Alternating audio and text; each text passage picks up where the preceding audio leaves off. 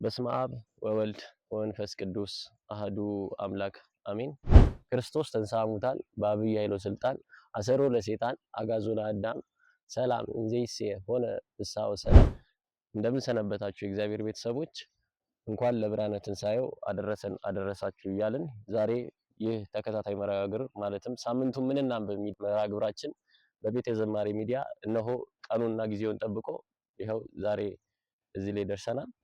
በዚህ ሳምንት ይዘንላችሁ የመጣነው መጽሐፍ የአቡነ ሺኖዳን ዘ ስፒሪቹዋል ሚንስ የሚለውን በአማርኛ ታላቁ መምህራችን ፕሮፌሰር ግርማ ባቱ ተርጉሞ ያቀረቡልን ጉዞ ወደ እግዚአብሔር የተሰኘውን መጽሐፍ ሲሆን ይህ መጽሐፍ በእውነቱ ለክርስቲያኖች ለኛ ለክርስቲያኖች መንገድ ከፋች እንዲሁም ደግሞ ነገሮችን የምናይበትን እና ለከበደን ክርስቲያናዊ አካሄዳችን ለከበደን ሰዎች አጥርቶና ነገሮችን አቅልሎ የሚያሳይልን መጽሐፍ ነው። ስለዚህ በዚህ ሳምንት ይሄን መጽሐፍ ይዘንላችሁ ለውድ ተከታታዮችን ይዘን ቀርበናል።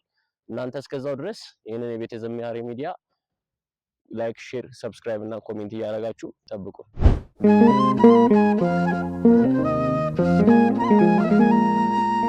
ይህ መጽሐፍ 10 ምዕራፋቶች ቢኖሩትም እያንዳንዱ ምዕራፍ ግን ራሱን ችሎ አንዳንድ ርዕስ የሆኑ መጽሐፍቶችን እንደሚወጣው ጽፈዋል እና ይህም ደግሞ እኔም ካነበብኩት በኋላ እውነት እንደሆነም አረጋግጫለሁ። ከዛም በላይ መጽሐፍቶችን መጻፍ እንደሚቻልም ማየት ይቻላል። ከዚህ በተጨማሪ በመቅደሙ ላይ ለተርጓሚያችን ማለትም ለታላቁ መምህራችን መምህር ፕሮፌሰር ግርማ ባቱ ሰው እንዲያነቡት ብለው ዘ ስፒሪቹዋል ሚንስ የተባለውን መጽሐፍ የሰጧቸው ሲሆን ነገር ግን እሳቸው ለኛ ብለው ነገሮችን እንዲመቹና እኔ የተጠቀምኩበትን ክርስቲያኑ ሕዝብም እንዲጠቀምበት ብለው ጽፈው ተርጉመውት ነው ያቀረቡልን። ለዚህም ደግሞ እሳቸውን እናመሰግናለን። እንግዲህ ይህ መጽሐፍ እንደወትሮ በምዕራፋት እየከፋፈልን እናያለን። ይህ መጽሐፍ በውስጡ 10 ምዕራፋትን የያዘ ሲሆን ከምዕራፍ 1 እንጀምራለን። ምዕራፍ 1 ጸሎት በሚል የርዕስ የተዘጋጀልን ሲሆን በውስጡ ብዙ ክፍለ ምንባባትን የያዘ ነው። ስለዚህ ጸሎት ምን ማለት ነው በሚለው ይጀምራል እና ጸሎት ማለት ወደ እግዚአብሔር መቅረቢያና መነጋገሪያ መንገድ ነው። ከእግዚአብሔር ጋር የምንነጋገርበት መንገድ ጸሎት ተብሎ ይጠራል ይለናል እና እያንዳንዳችን የምናቀርበው ጸሎት ፍቅር የተሞላበትና በፍጹም ልቦና መሆን አለበት ብሎ ይጽፍልናል። ከዚህም በተጨማሪ አንዳንድ ሰው ጊዜ የለኝም ብሎ ይናገራል። ነገር ግን በዚህ መጽሐፍ ላይ ስለ ፊያታዊ ዜማ እንዲሁም ደግሞ ጊዜ የለንም ለምትሉ ሰዎች ፊያታዊ ዜማን እንድናስብ ተጽፎልናል። ፊያታዊ ዜማ በዛች ሰዓት እያጣጣረ እንኳን ዛሬ ቤተክርስቲያናችን ውድ የሆነውን የቅዳሴን ጸሎት ውስጥ አካታው ተዘከረን እያለች ታስታውሰዋለች። ከዚህ በተጨማሪ አንድ ጸሎት አቀራረቡ ምን አይነት መሆን አለበት የሚለውንም ዳሶታል። ምን መሆን አለበት በሚለው ክፍል ውስጥ እንደ ፈሪሳዊ አይነት ጸሎት፣ ሌላ ደግሞ ከዚህም በተጨማሪ በጥያቄ ጸሎቶችንን በጥያቄ መጀመር እንደሌለብን ጽፎልናል እና በተሰበረ ልብና በእምነት መሆን አለበት ብሎም ያትታል። ከዚህ በተጨማሪ መንፈሳዊ ሕይወት በጸሎት ለማሳደግ ምን ምን ማድረግ አለብን የሚለውንም ጽፈውታል። ከነዚህ ውስጥም ሰዓቱን መጨመር፣ የግል ጸሎታችን ጊዜያትን መጨመር፣ መለማመድ እና የሌሎችንም ሰዎችን ስም አብሮ ማንሳት እንዲሁም ለሌሎችም መጸለይ እንደሚገባ እንዲሁም ደግሞ በማስተዋልና የግል ጸሎትን አብዝቶ መለማመድም እና ከማህበራት ጸሎት ባሻገርም የግል ጸሎትን አብዝቶ መለማመድም ግድ እንደሆነ ጽፈውልናል። ምዕራፍ 2 ላይ ደግሞ ስንመጣ ስለ መጽሐፍ ቅዱስ ጽፏል እና መጽሐፍ ቅዱስን ያው እኛ ኦርቶዶክስ የኢትዮጵያ ኦርቶዶክስ ክርስቲያኖች በተለይ የምንታማበት የነበረው ነው። ከቅርብ ጊዜ ወዲህ ግን የመጽሐፍ ቅዱስ አነባባችን እየተሻሻለ የመጣ ይመስለኛል። እሳቸው ምን ብለው ይጠቅሱታል? መጽሐፍ ቅዱስ ማለት ከእግዚአብሔር የተላከልን መንፈሳዊ ደብዳቤ ነው ይለናል። ከዚህም በተጨማሪ የሌሎች የበፊት ታሪኮችን ማለትም አባንጦስ ለምሳሌ አባንጦንስና ቆስጠንጢኖስ አንስተው ይጠቅሱልናል። ንጉስ ቆስጠንጢኖስ ለአባንጦንስ የተላከላቸውን ደብዳቤ በማንሳት ምን ይለናል? ቆስጠንጢኖስ ለአባንጦንስ ከላከላቸው ደብዳቤ በኋላ ደቀ መዛሙርቱ ይህንን ሳይው በጣም ተደሰቱ። አባንጦንስ ግን እናንተ በእውነት ስለ ንጉስ ስለላከው ደብዳቤ ምድራዊ ንጉስ ስለላከው ደብዳቤ ይሄን ያህል ከተደሰታችሁ ስለምን እግዚአብሔር ስለላከው የምድርም የሰማይም ንጉስ ስለሆነ አምላካችን ስለላከው መንፈሳዊ ደብዳቤ እንዴት አትደሰቱም? ከዚህም በላይ መደሰት ነበረባችሁ ብሎ ይገስጻቸዋል። ስለዚህ ክርስቶስ የላከልን መንፈሳዊ ደብዳቤያችን መጽሐፍ ቅዱስ ነው። ስለዚህ ይህንን ልምምድ ማዳበር እንዳለብን በቤተሰቦቻችን በልጆቻችን ውስጥ የመጽሐፍ ቅዱስ የማንበብን ክህሎት ማዳበር እንዳለብን ይጠቅስልናል። ከዚህም በተጨማሪ የመጽሐፍ ቅዱስ ጥቅሞችን አብሮ ይዘረዝርልናል። ለምሳሌ ምን ምን ብሎ ይለናል? ሐሳባችን እንዲሰበሰብ እንዲሁም ደግሞ አስተዋይ አእምሮ እንዲኖረን ከዚህም በተጨማሪ ደግሞ መጽሐፍ ቅዱስን በመጠቀም ኃጢአትን በህግ እንድንመልሰው ያደርግልናል። ለዚህም በምሳሌነት የጠቀሰው ክርስቶስ መድኃኒታችን ኢየሱስ ክርስቶስ በተፈተነ ጊዜ ሰይጣን እንዲህ ተብሎ ተጽፏል ሲል መድኃኒታችን ኢየሱስ ክርስቶስም እንዲህም ተብሎ ተጽፏል በማለት ሲመልስልን ይታያል። ምዕራፍ 3ን ስናይ ገድለ ቅዱሳን ማንበብ ይለናልና ገድለ ቅዱሳን ማንበብ ምን ይጠቅመናል በሚለው በዚህ የምዕራፍ 3 ክፍል ላይ በተለይ እነሱ አርአያችን እንዲሆኑና ነገሮችን እንዴት እንደተወጡና እንዴት መወጣት እንዳለብን ከዚህም በተጨማሪ መንፈሳዊ እድገታችንን በምን አይነት መንገድ መሆን አለበት የሚለውን ይጠቅስልናል።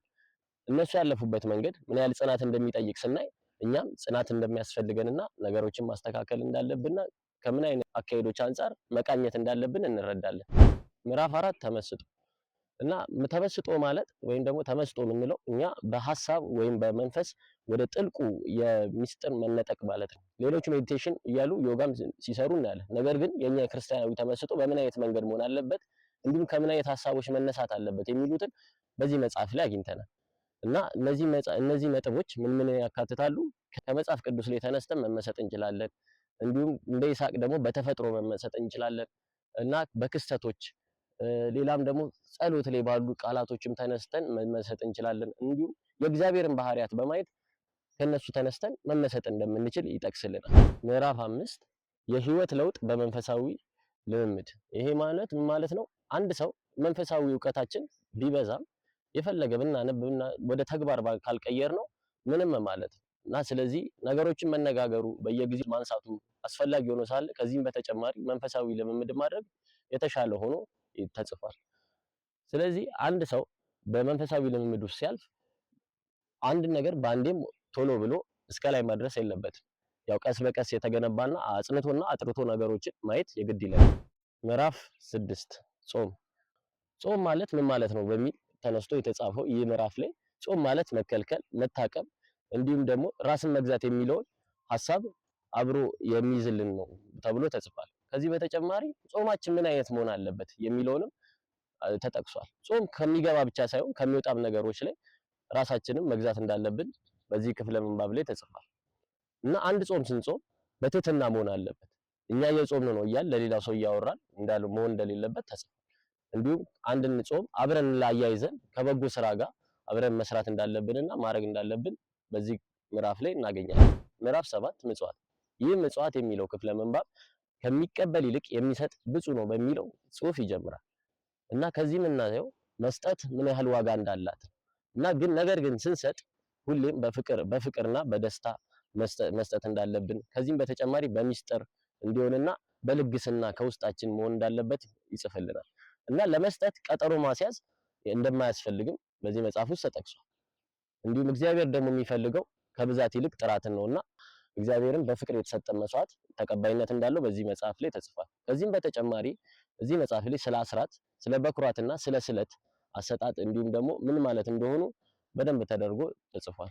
ምዕራፍ 8 ንስሐ። እንግዲህ ንስሐ ከሰባቱ ሚስጥራተ ቤተ ክርስቲያን ውስጥ የምናገኘው ሲሆን ይህም ወደ እግዚአብሔር የመመለሻ ዋነኛው መንገድ ተደርጎ ይታሰባል እንዲሁም ደግሞ ተጽፏል።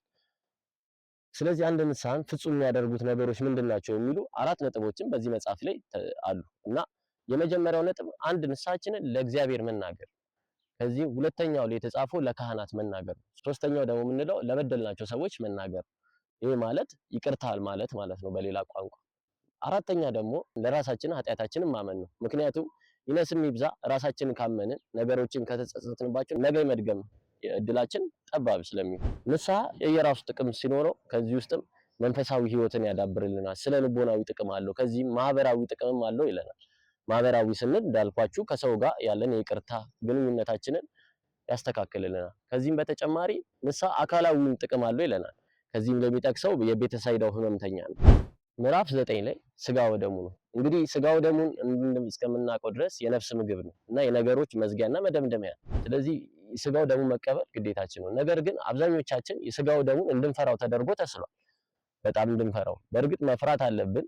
መፍራት ግን ሲባል ከማክበር አንፃር የተነሳ መፍራት ነው እንጂ አራ ልቀበል የሚል አይነት መፍራት እንዳይሆን አንድ አባት ሲጽፉልን ስጋው ደሙን ለመቀበል እንደ ድንግል ማርያም መሆን አለብን ይላል። ምክንያቱም እመቤታችን ናት ክርስቶስን ለመሸከም የተገባችው ነው የተገኘችው።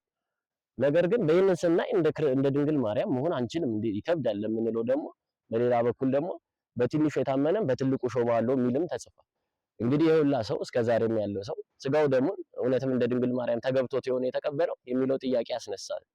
ስለዚህ ይሄ ነገሮች የእግዚአብሔርን ቸርነት ለመግለጽ ስለሆነ እናንተ በህሊና ራሳችሁን ንስሐ በመግባት እንዲሁም ደግሞ አካላዊ ንጽህናችንን በመጠበቅ ስጋው ደሙን መቀበል ይገባል።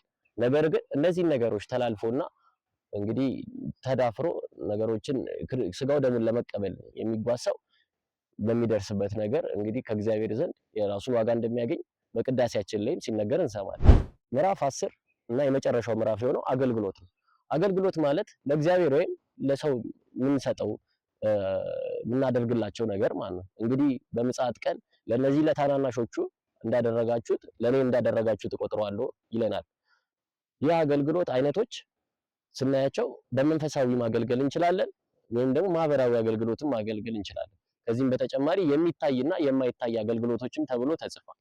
እና ይህ አገልግሎት ታዲያ ምን ያደርግልናል? ምን ይሰራልናል? ባናገለግል ስለምትሉ አገልግሎት የተሻለ ነገር ነገን የተሻለ ለማድረግ ይህ ማለት መንፈሳዊ ህይወታችንን ለማጠናከር እንዲሁም ደግሞ የስነ ምግባር ትምህርት ቤትም ነው አገልግሎት። እንደምታዩት ስነ ምግባር እያንዳንዱ ከአንዱ ሰው የምንወስደው ደግሞ የራሱ የሆነ ተሞክሮ ይኖረናል።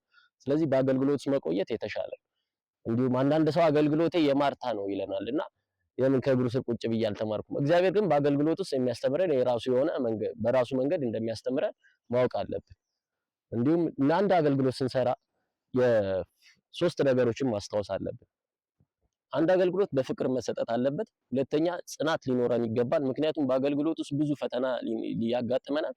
ከዚህም በተጨማሪ ቅናት ሊኖረን ይገባል። ለእግዚአብሔር ቅናት እና በቅን መንፈስ እግዚአብሔርን ማገልገል አለብን። እንግዲህ ለዛሬ መረጥንላችሁ ይህ መጽሐፍ በወፍ በረር ይህንን ይመስላል። ስለዚህ ከላይ እኛ ላየነው ነገር እናንተ ደግሞ በጥልቅ እንድታነቡት እንመክራችኋለን። ምክንያቱም ይሄ መጽሐፍ ለክርስቲያኖች በእውነትም ጉዞ ወደ እግዚአብሔር እንደሚለው እንደርሱ እውነትም ጉዟችንን ሊያጸናልንና ሊያቀልልን የሚችል መጽሐፍ ሆኖ አግኝቼዋለሁ። ስለዚህ እናንተም እስከዛው ቤተ ዝማሬ ሚዲያን ሼር፣ ሰብስክራይብ እና ኮሜንት እያደረጋችሁ እንድትጠብቁን። ይህ ፕሮግራም ዘወትር ሐሙስ በቤተ ዝማሬ ሚዲያ ተዘጋጅቶ የሚቀርብላችሁ የምንናንብብ መርሃ ግብራችን ሲሆን ይህንን ፕሮግራም ለመከታተል እስከዛው ድረስ የቤተ ዝማሬ ሚዲያ ሼር፣ ኮሜንት እና ሰብስክራይብ እያደረጋችሁ እንድትቆዩ ስንል በትህትና እናስታውቃለን። ወስብሐት ለእግዚአብሔር ወለወላዲቱ ድንግል ወለመስቀሉ ክቡር። ይቆያል።